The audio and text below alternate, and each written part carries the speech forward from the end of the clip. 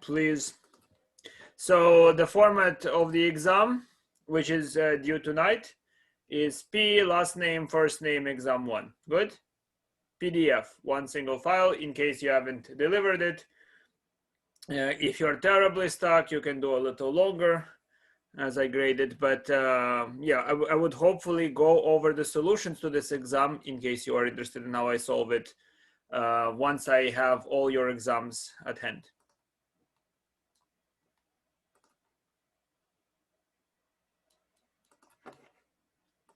So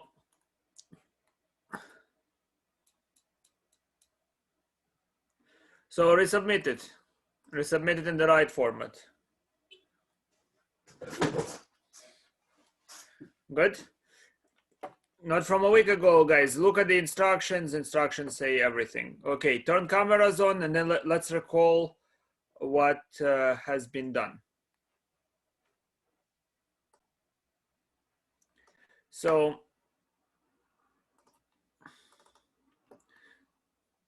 we know that the expected value of the sum of two random variables that act on the same sample space is always the sum of the expected values. This is regardless whether the random variables are dependent or independent, always the situation. Yes, that's because very simply the expected value of x plus y is, by using the sample space, is just the summation over all elements of the sample space of x s plus y s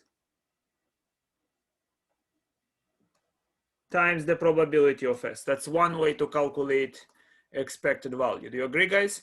All that is doing is that instead of keeping track of the separate types, the different types of payments, I just look at all the possibilities. What's my average payoff? I go through all the outcomes in my sample space and I add up the payments corresponding to those outcomes in the sample space, right? Multiplying by the probabilities of those outcomes. And in this format, it's very clear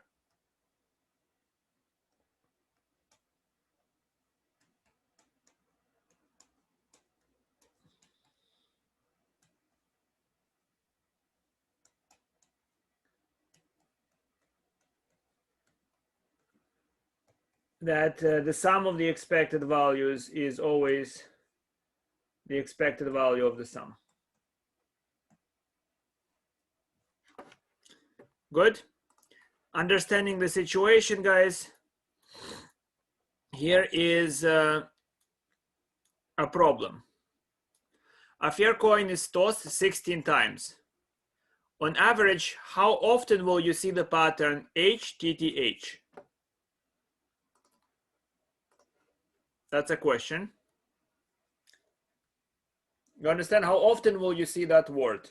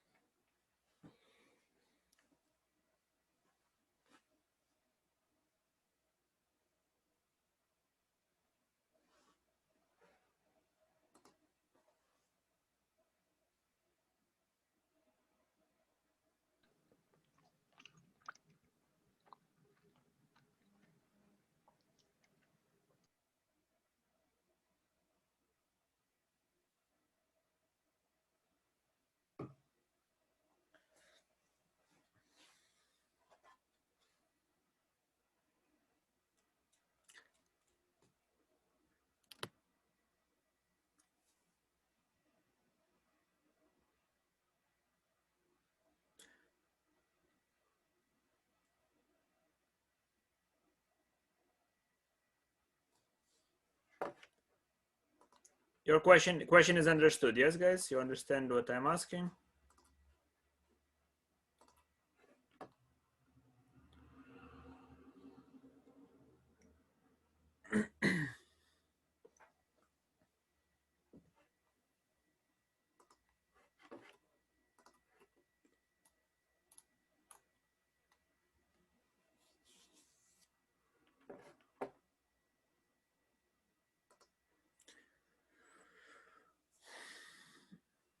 All right, I'll wait 2 minutes, guys. I'll go, I guess, paint the wall as I'm waiting for you to solve this question.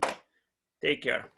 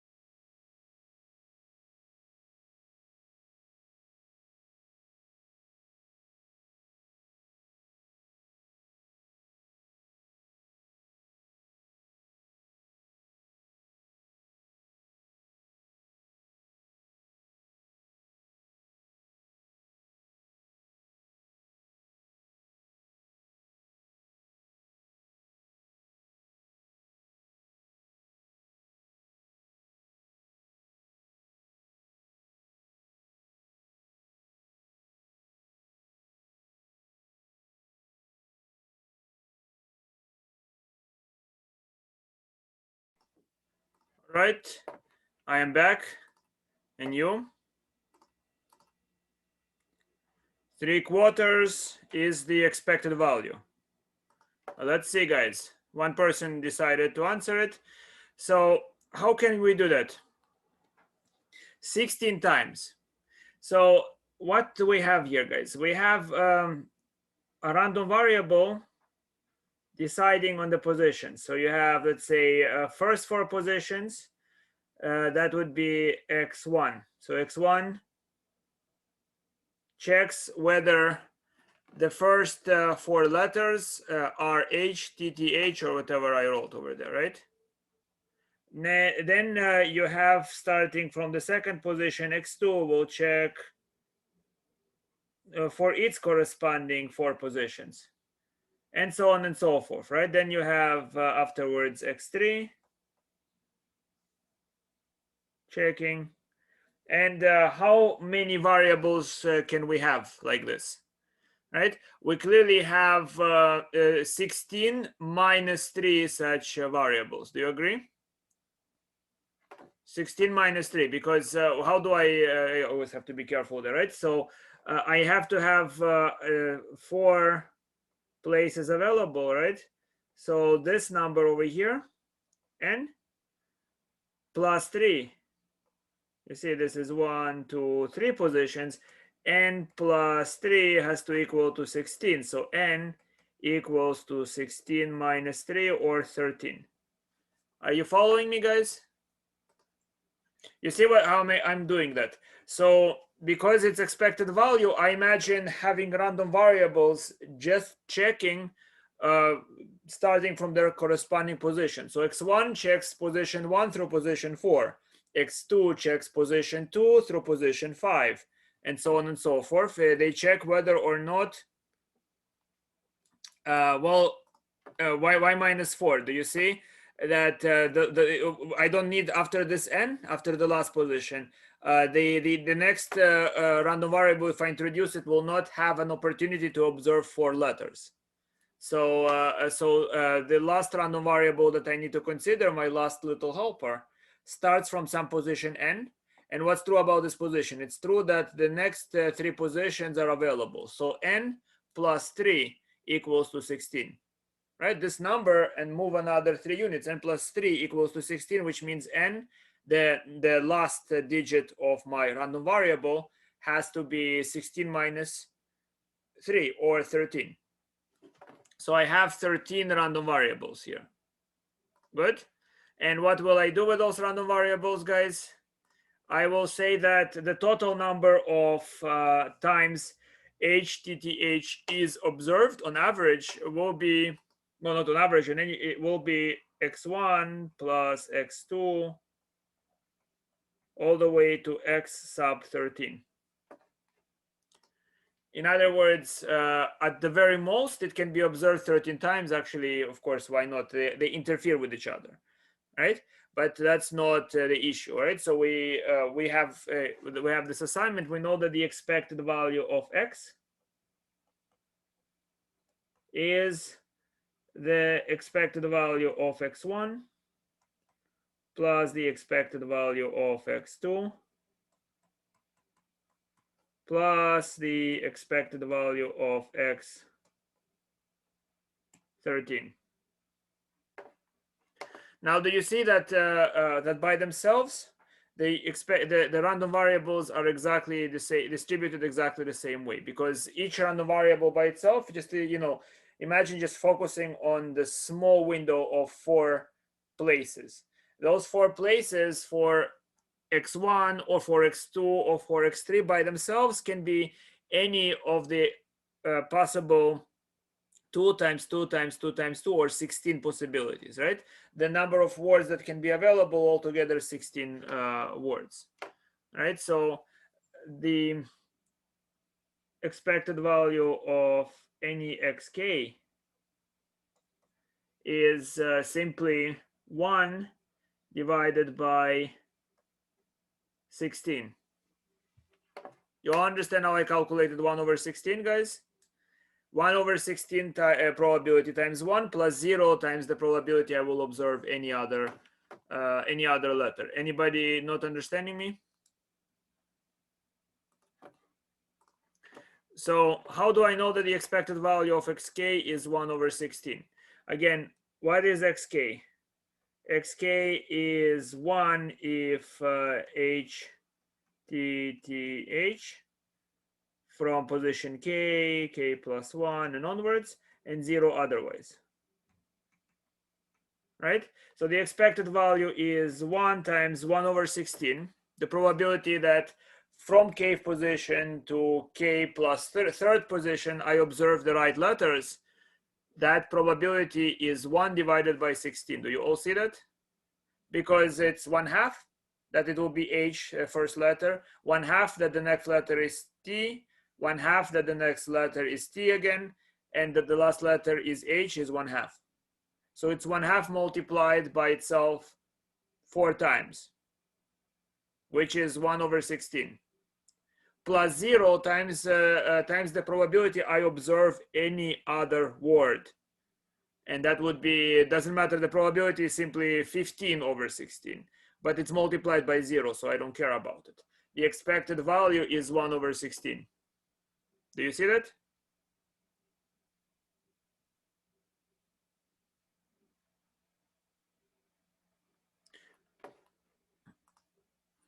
Good. And the rest of you guys, you see it or not? So the answer is 1/16. That's the expected value. And so the full answer is what? I mean, I have 13 random variables that are the same. So this summation is going to be 13 divided by 16. So on average, I will see that word 13/16 times. What does it mean? It means that if my experiment consists of 16 trials, I mean, I produce this word 16 times on a piece of paper, right? I basically create the random word out of 16 letters on a piece of paper 16 times. Yes, and so here's one sentence, here's one word, another word, another word, another word. So 16 words randomly generated on a piece of paper. And if I have many such pieces of paper, on average, I will observe that there'll be 13 times where I see the word HTTH. Good.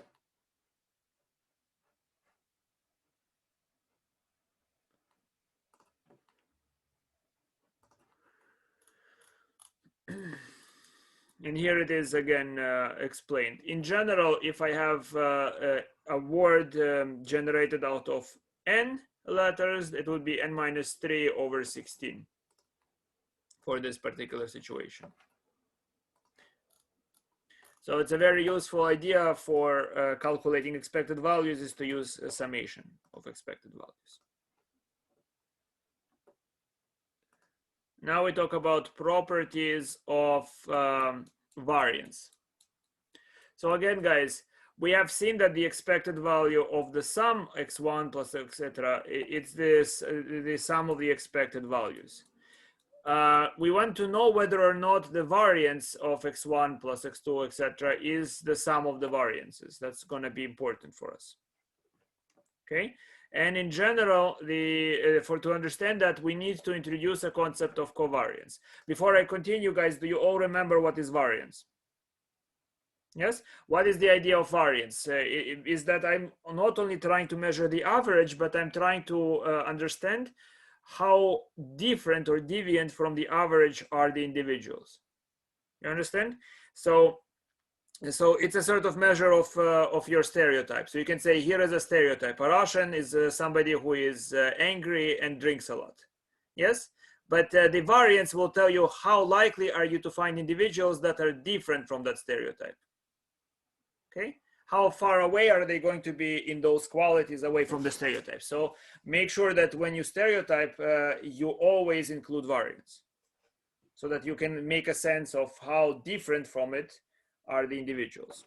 Good. So how do we measure this average difference from the stereotype? We just calculate x minus the average squared. Now, why squared? Only because of technical reasons, I would say, right? It seems that the variance, or sorry, it seems that we would have liked to define that measure as the expected value of a random variable in absolute value minus the average. But this quantity is difficult to work with.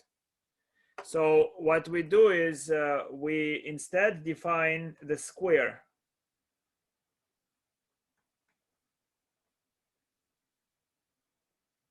Yes, the expected value of x minus mu squared, which you don't then have to use absolute value. So it's the expected value of x minus mu squared, which, if you remember, amounts to the expected value of x squared minus the expected value of x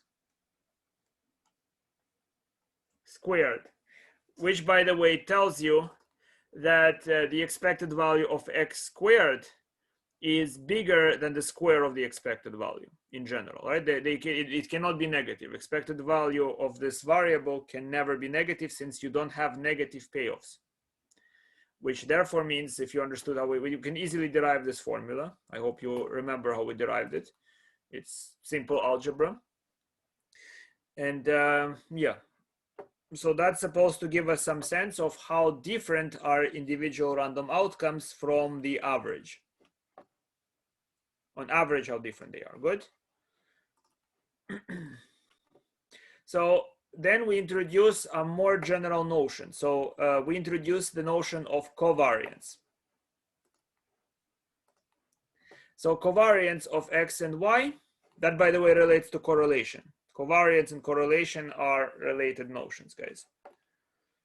So covariance of x and y is the expected value of x minus the average for x multiplied by y minus the average for y. Notice that covariance of x with x is just the variance. Covariance xx is the variance of x. So it's a generalization of variance. And then we can begin calculating a formula for covariance. So the expected value of x minus mu x, y minus mu y, I just multiply those terms together and I use additivity of expected value. So that will be the expected value of xy minus mu x expected value of y, yeah, minus mu y expected value of x plus mu x mu y. Everybody understands how I obtain this formula? You better. Right, this is additivity of variance, and you can move scalars out, obviously, right? It's all simple. So we have this situation. Now, what do we get here? This is the expected value xy. This here is mu x, mu y. Do you see that? This is just expected value of y. This is mu y, mu x. And so what do we have here? We have mu x, mu y plus mu x, mu y. So we simply have that this is the expected value of x, y minus expected value x, expected value y. Again, we see a generalization of the formula for variance.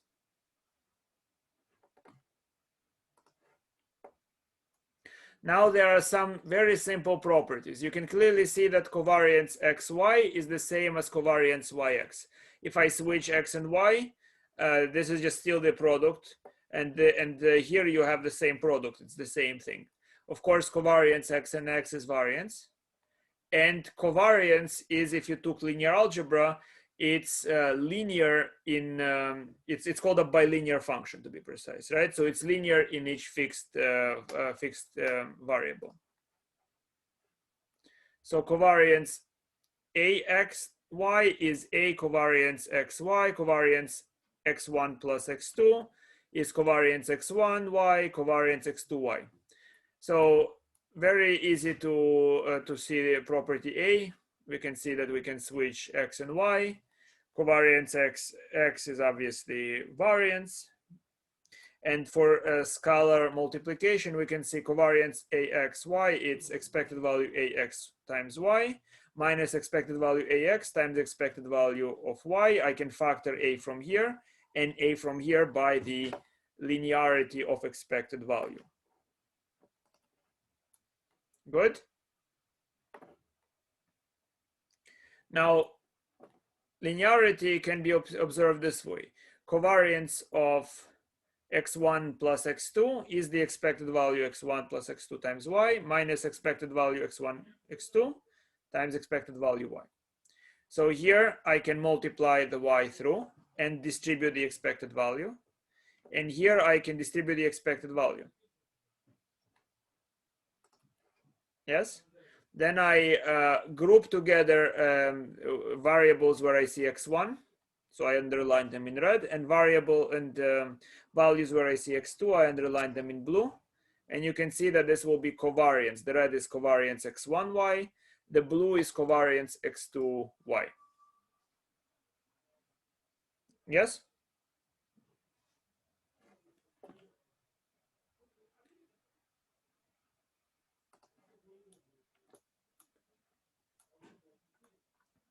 So what do we have then? We in general have that covariance of the summation of random variables xk, y, will be simply the summation of covariance of the covariances, right? I can just covariance of a sum in one coordinate is the sum of covariances. Covariance in general of some summation of xk's against some summation of yj's. I can just break it apart variable by variable. I can expand this summation, and then for this summation expand the other summation, and this is the result. It's just the sum of covariances of any combination of any x against any y. Do you see that? It just follows. It's the same for any bilinear map. It behaves like multiplication, guys. Essentially, if I have x1 plus x2 plus x3 multiplied by y1 plus y2 plus y3 plus y4, what would you see when you multiply? You will see each x against each y, right? So it works exactly the same way here. So each xk will be against each yj. And here is the corollary. So the variance in general, the variance of the summation of a bunch of random variables is the summation of the variances plus all the covariances where xk is not matched against itself. So this is saying the following. If I in general want to calculate variance of x1 plus x2 plus x3, what is that going to be? It's going to be the variance of x1 plus the variance of x2 plus the variance of x3 plus variance of x1, x2. Oh, sorry, plus covariance, I meant, right?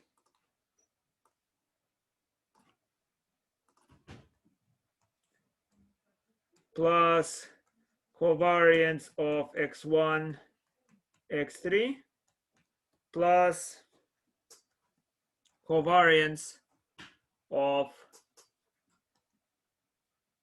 x2, x3. Yeah.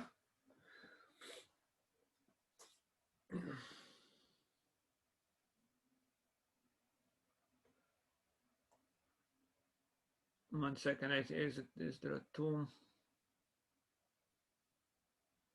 So it would be 2 times that. Yeah. That's what this will be saying. Okay, very similar to multiplication. Okay, now why is that the situation? Let's try to understand what happens if I just have a variance of x plus y. Okay, well, I actually already wrote it's redundant, right? So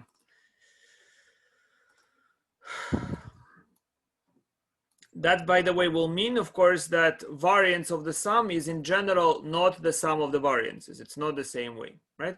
The expected value of the sum is the sum of the expected values, but with variance, it's in general not true. Now, why is that true? Can you see it, guys? Why is that true? It's very simple. So let's do it for a moment with variance of simply x plus y. What's variance of x plus y? This is the same as covariance of x plus y with x plus y. So far, good? Now, covariance is additive if I fix the coordinate. So what is this? This is going to be covariance of x plus y, plus covariance y, x plus y, which is the same thing as, here I can break it also in the second coordinate, because remember, I can switch, right? I can make the second part, the second coordinate to be the first, or the first to be the second. It doesn't matter, right? So it's additive in the second coordinate, just the same. So it would be covariance of x and x plus covariance of x and y. And then the second part, this is the summation for covariance. This covariance, here it is. And for the second part, it would be plus covariance y x plus covariance y y. And that is the second sum.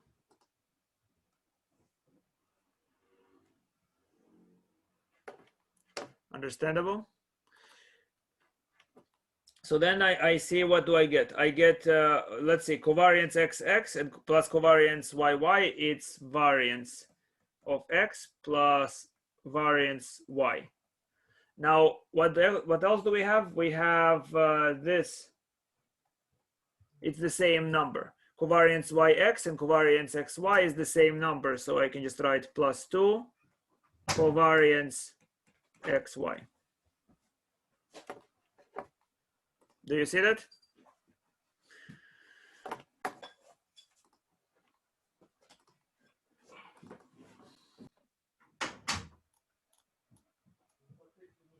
Now there is a very important result, guys.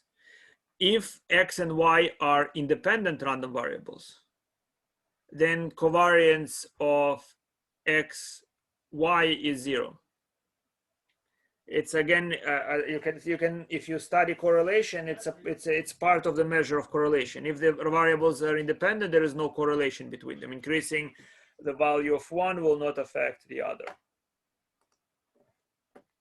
So why is that the case? It has to do with arithmetic, guys. Covariance of xy is the expected value of x times y minus the expected value x times the expected value of y. Now, what is the expected value of x times y? It is the summation of all the possibilities of any value xk that x can take times any value y j that y can take, such that x is equal to xi, y is equal to yj.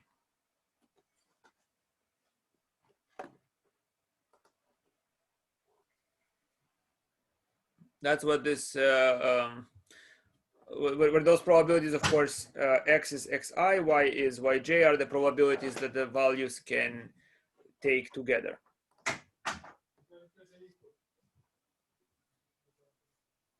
So if they are independent, this probability of x being equal to xi and y being equal to yj are, well, they are the product of the probabilities. Yes?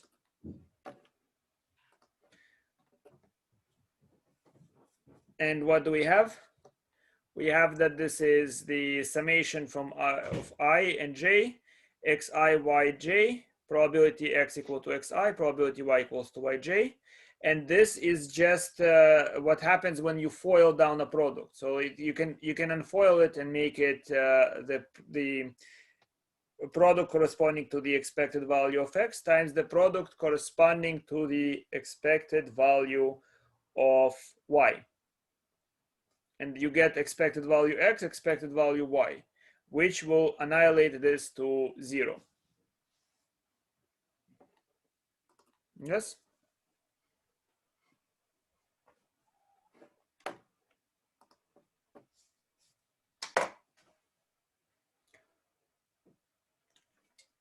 You have to be extremely careful, guys, right? This is only true if they are independent, you see, because here is the key. What is probability x equal to xi and y equal to yj? There is no, not every mix is allowed unless they're independent, right? Not every mix is necessarily possible. This probability might be 0. Right? It should not be in general 0.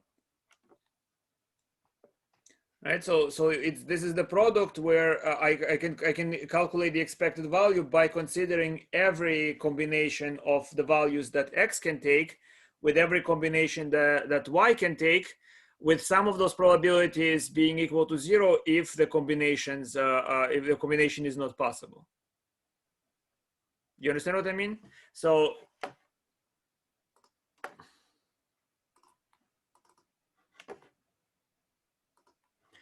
here is a sample space,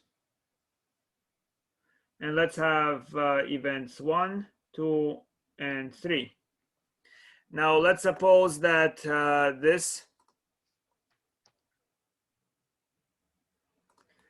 this one is assigned by x. So this is x in this direction. It would be assigned to equal to 1, and this will be assigned to equal to -5, and this will be assigned to equal 10. Okay, that's what x is doing. Now, if you label it with y, let's say y assigns this number to be 2. This number it also assigns as 2, and this number it assigns as 10. This is y. Okay. Now, let's say we are having probability here. Probability here is 1/3 for each value. Okay, probability is 1/3. Could you compute, please, the expected value of x times y, if you understand it?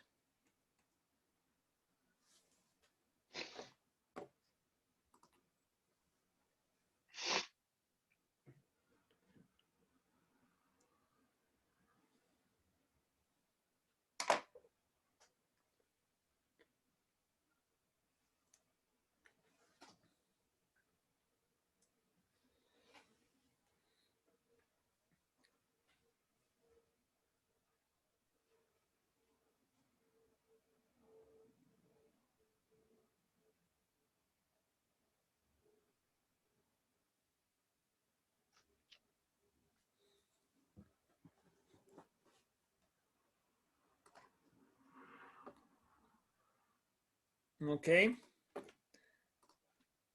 The probability. So guys, how do you do this? So each outcome, let's say it's an equally likely outcome sample space. So each individual outcome is likely with probability 1/3. Yes. So what is xy? Xy, for example, if we have, it's really the summation of x being the outcome 1, y being the outcome 1, times the probability, which is times 1/3, plus x 2, y 2, times the probability 1/3, plus x 3, y 3, times the probability 1/3. Yes? Times? Yes, so times 1/3, each of them 1/3, right? Because we're assuming that that each individual outcome has probability 1/3. So what do we get? So we can see that all of it is divided by 3, and then we simply have 1 times 2. 1 times 2 is 2, minus 10. So it's 5 times 2 is 10. 10 times 10 is 100, right? So plus 100. Do you agree? So it's 100 minus 10 plus 2 over 3, and the result should be what?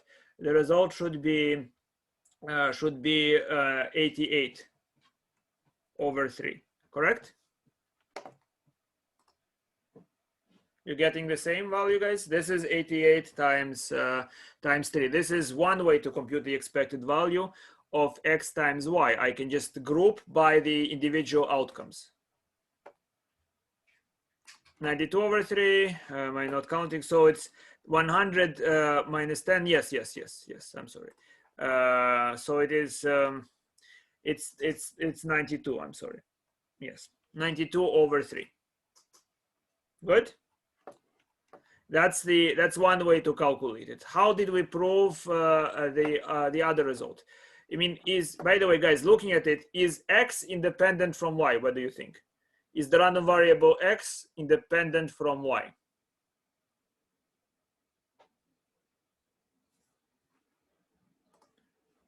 So Fnu says yes. Is x independent from y? And Jennifer says yes. You understand what is independent, guys, right? Independent means knowing that, let's say I got a high value on x does not influence whether I know if I get a high or low value on y. What do you mean depends? The random variable, here it is. Here is the sample space. We simulate an outcome of 3 events, and those are the values of x and y. Those are the relabelings of the sample space to x and y. Yes? I'm just dealing with the same sample space. I just have 2 labels for each outcome. One label is x, one label is y. I multiply those labels. Are the labels independent?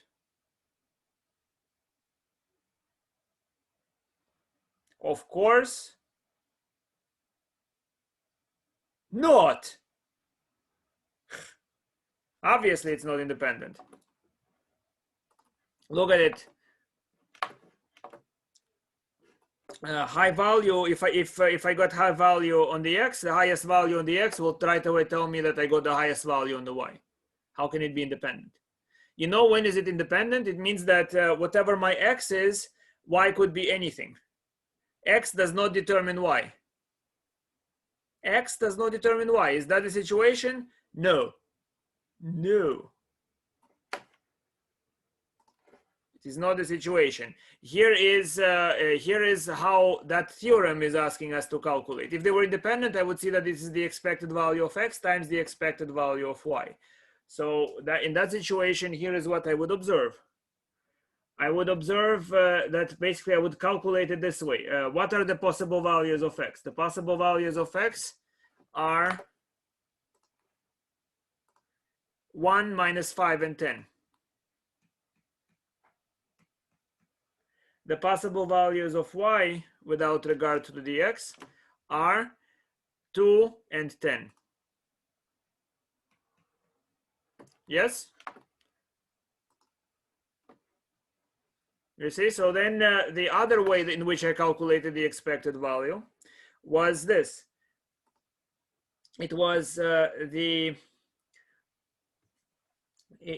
value x is basically in my summations there would be how many combinations? There would be 6 combinations. It is x equal to 1 multiplied by y equal to 2 times the probability that x is equal to 1 and y is equal to 2 plus 1 times 10 probability where x is equal to 1 and y is equal to 10 plus minus 5 times 2 probability x equal to minus 5, y is equal to 2 plus minus 5 times 10 probability x is equal to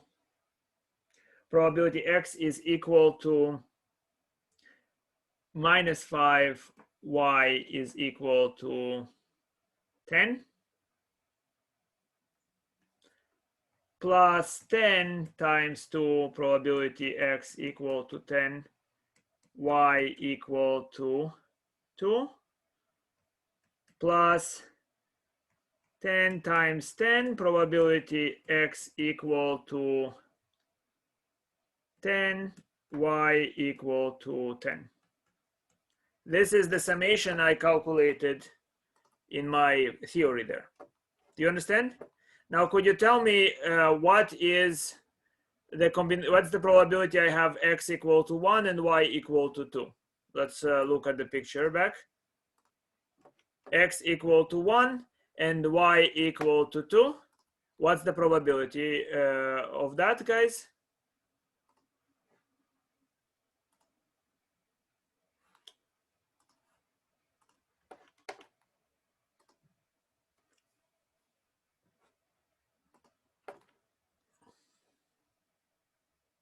That x is equal to 1 and y is equal to 2. Let's calculate the probability, guys. How can you calculate it? It would be the probability that x is equal to 1 times the probability that y is equal to 2, given that x is equal to 1. Yes?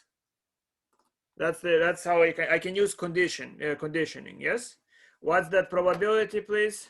Probability x is equal to 1 is 1/3. Probability y is equal to 2 given x is equal to 1 is 1. So that probability is 1/3. Yes? Guys, am I dreaming or are you dreaming?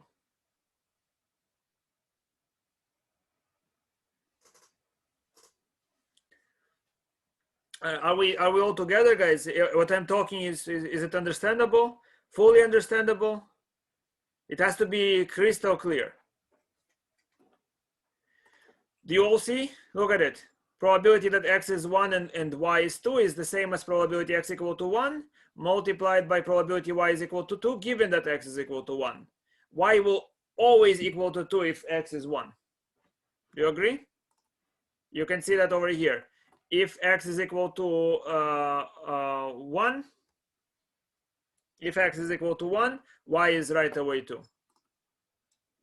Yes, y cannot do anything. So that, of course, this probability, this probability should have been 1/3 times 1/3 if they were independent, but it's not.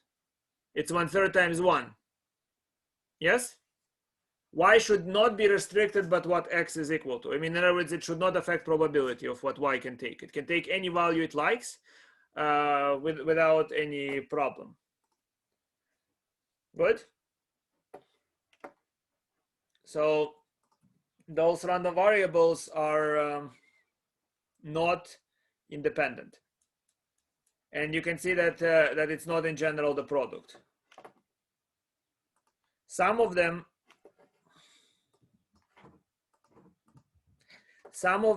will equal to 0. So for instance, if x is equal to 10, if x is equal to 10, y cannot be equal to 2. So some of those probabilities will simply be 0. Understand? So that is one way we can calculate. This is going through each individual sample space outcome. And another way is we can consider that the expected value of x and y is all the possible combinations of what values x can take and against any value that y can take, multiplied by the probability that x is that value and y is that value. Where some of those possibilities are eliminated because it's multiplied by probability 0. Do you understand? Like the random variable that I displayed in my whiteboard, you cannot have every combination of x against every combination of y. And the way it's exhibited is that you multiply that combination by 0 because it has no probability of occurring. Clear? So I can always represent the summation this way, where of course the combinations of xi against yj that cannot occur will be multiplied by probability 0. Yes? And now if I have independence, then of course every possible value of x must be matched with every possible value of y.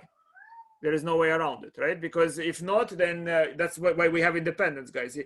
I can decide to do A and you can decide to do whatever you like. That's what it means, that you're independent from me.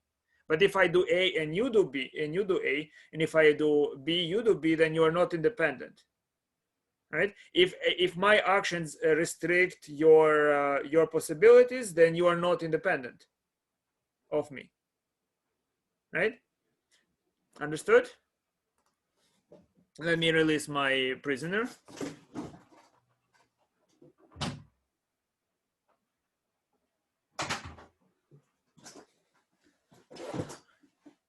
Good. So if they are independent, right? Then the probability that x is equal to xi and y is equal to yj is the product of probabilities x equal to xi and y equals to yj, which will then allow this combination. Yes? Because we are examining all outcomes that x can take that have non-zero probability, and all outcomes that y can take that have non-zero probability.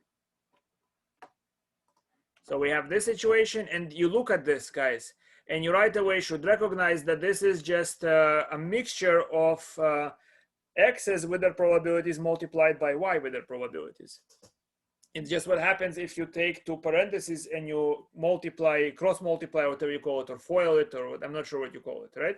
You have one parenthesis with x's multiplied by probability, so it's a sum of terms here, multiplied by sum of terms here. You mix them, you have the summation. The summation says every element of first parenthesis multiplied by every element of second parenthesis. Do you understand? So this line is this. So what do I see, guys? I see that I can factor it out this way, and then I see expected value x, expected value of y, which means that this difference is 0. Covariance of independent random variables is 0. Are you with me? Fully, completely, right? This is crystal clear, obvious. Could not have been explained better.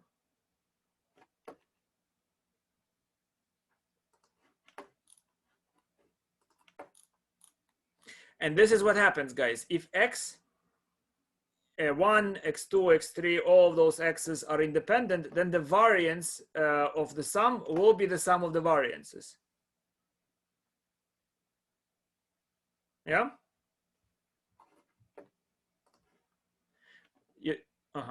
I figured something like that happened.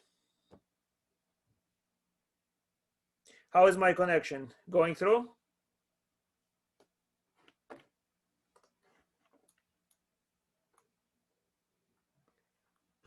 You understand, guys, why this? Here is this the general formula for variance. It's by just grouping likes each x1 with x1, each x2 with x2, each x3 with x3. I get the variances, and then the heterosexual ones, the heterosexual x's are paired in covariance. Right? And they are eliminated, they are becoming 0 here.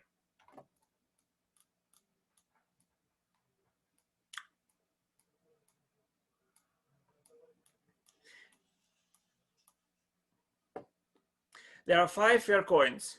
One coin is picked at random and tossed. Let x be the value of the fair coin. In other words, is it 1 all the way to 5, and y be 0 if tails and 1 if heads. Do you understand the question, guys?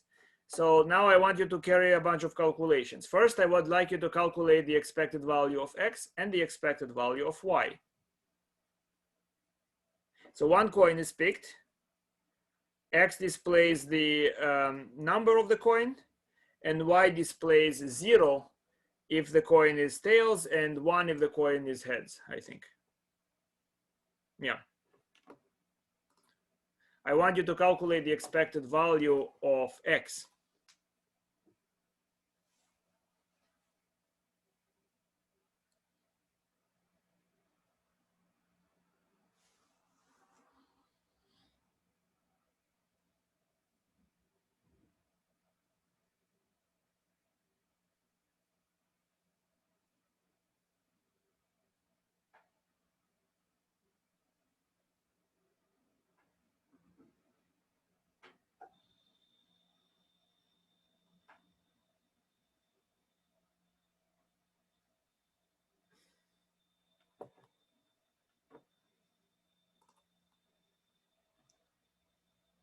Okay, if no.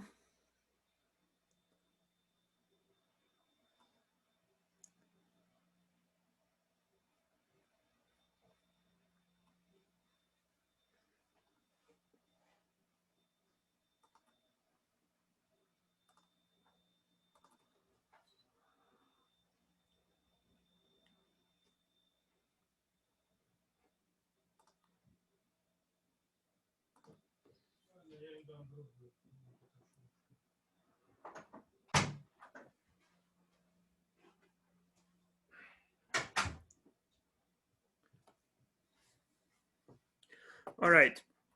So the expected value of a of x is what? It's the summation k1 through 5 of k multiplied by 1/5. Each coin is equally likely to be picked, and it would be what? It would be 5 times 6 over 2. The summation of k is 5 times 6 over 2 multiplied by 1/5. So 6 over 2 is 3. The expected value of y is 1/2. Yes? You can see, so this is clear intuitively, but you can also see that it's what's the probability if we pick coin 1, if we pick coin 2, if we pick coin 3. So we can condition it if we want to, but because the probabilities for each coin are the same, it will give us the same expected value.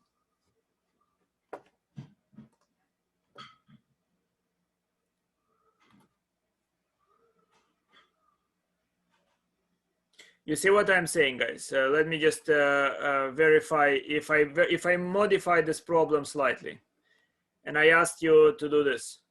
So we have coin 1. Its probability of heads is 1/2. Coin 2, its probability of heads is 2/3. Okay. Coin 3, its probability of heads is 3/4. 4, its probability is 4/5, and 5, its probability is 5/6. Okay, so I want, and y is y is equal to 1 if heads. I want you to calculate the expected value of y in this case.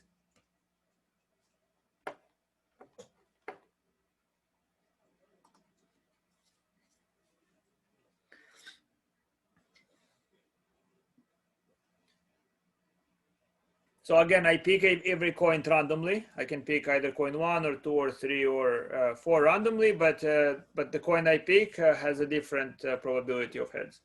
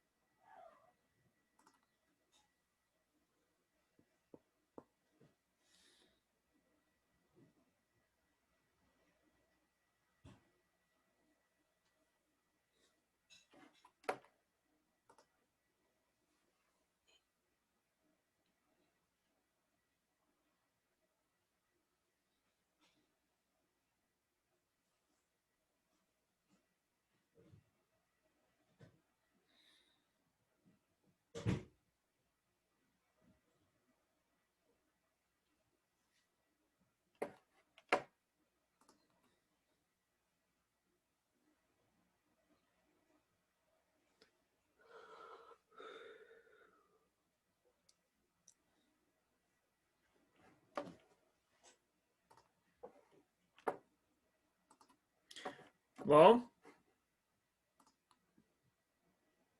okay. This is what it is, guys. So the answer is 1/5 summation k equal 1 to 5 of k over k plus 1. Yes? You can add it up if you want to. Do you understand why? Yes? Do I need to explain it or you understand? No?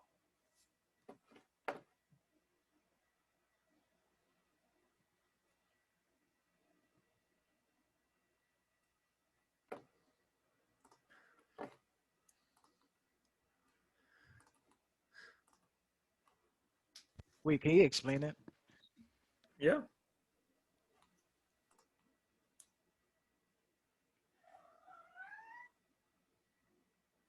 Y by 1/2.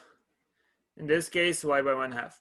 So we are selecting one of the coins. So it is what? It is 1 times the probability that y equal 1, which in other words we get head, plus 0 times the probability that y is 0. So it's really just simply 1 times the probability y equal 1.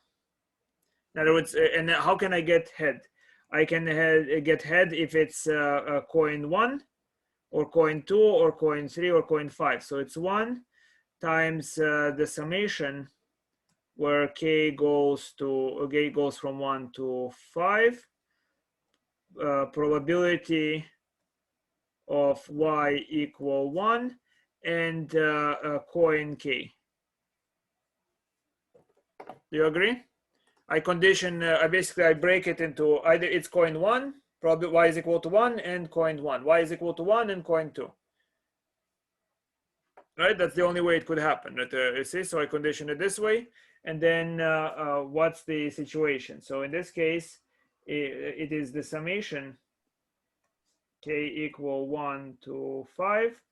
And that would be probability of k times the probability y equal 1 given k. Yes. What's the probability of picking coin k? It's 1/5. So that's where I have the 1/5.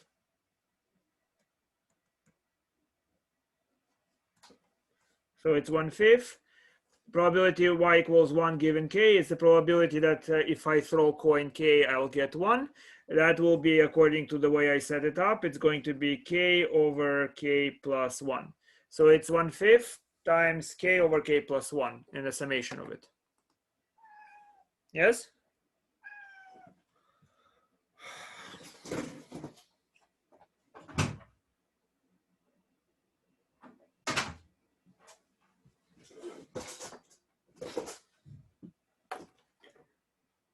Good.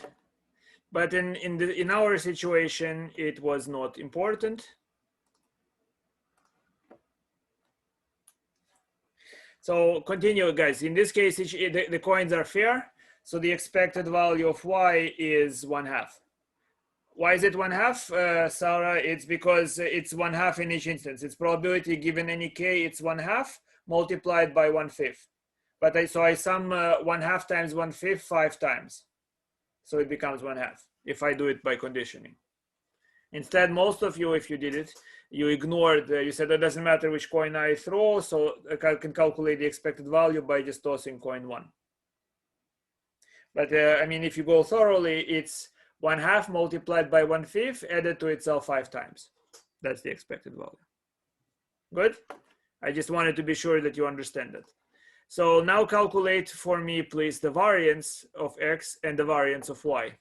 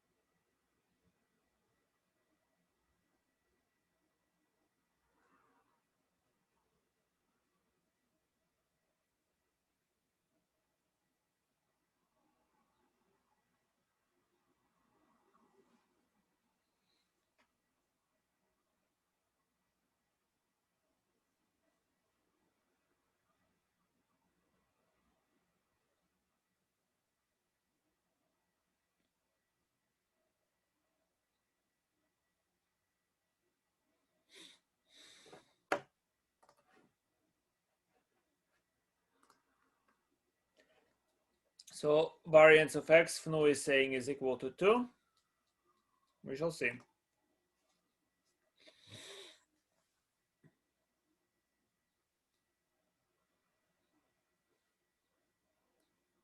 What's the variance of x, guys? Very simply, calculate the expected value of x squared. It is the summation of k squared times 1/5. The summation of k squared is from 1 to 5 is 5 times 6 times 11 over 6 times 1 over 5. It gives you 11. Yeah. So what is the variance of x? It is the expected value of x squared minus the square of the expected value. It's 11 minus 9, and that gives you 2. What is the variance of y?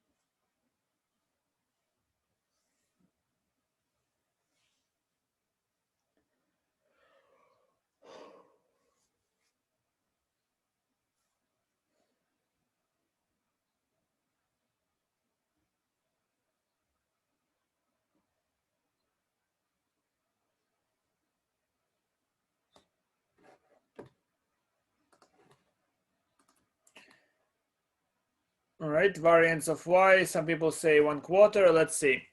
So the expected value of y squared is just 1 squared times, so it would be 1/2.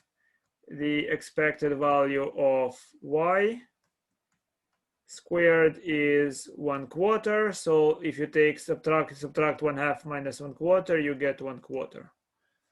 That's correct. You see that? The expected value of y squared is 1/4. Now, could you tell me what is the covariance of x and y? What do you think it is going to be? Covariance of x and y.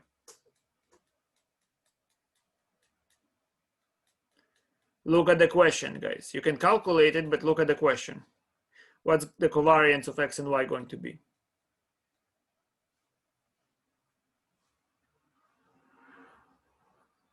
X represents the coin picked. Y represents whether heads or tails.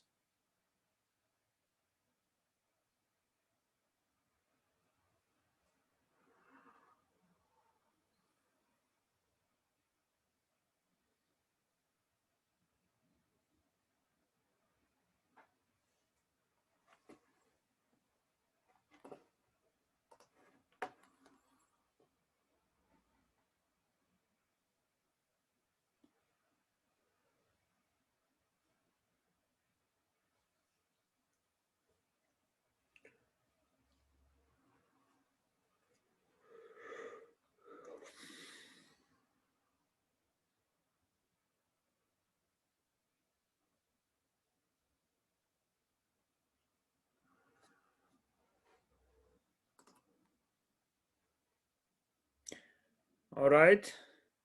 One answer.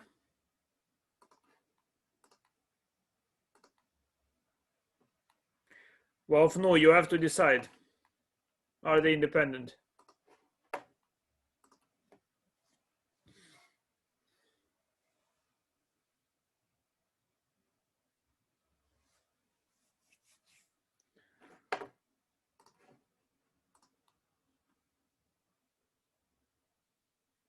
Okay, Nora and okay.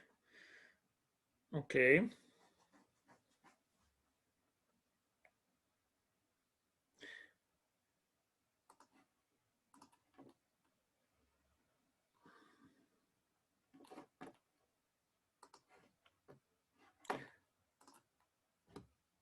So what's happening with you guys?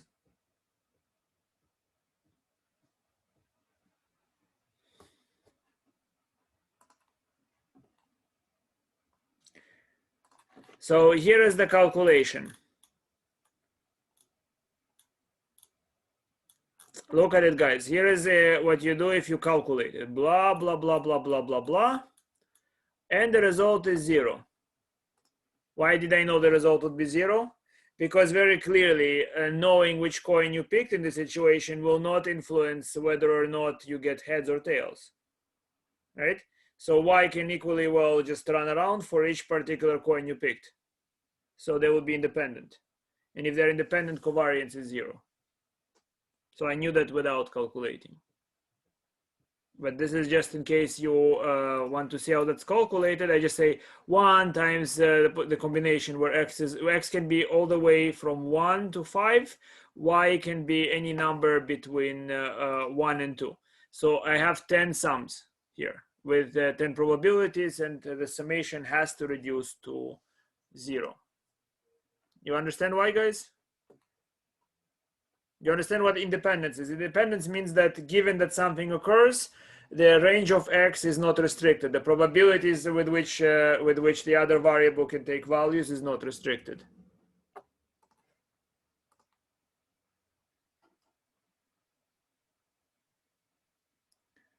Yes, of course. If you know that both variables are independent, that's much smarter than carrying a calculation. All right, guys. So I will stop today's lecture. If you have interesting things to do here with me, then stay.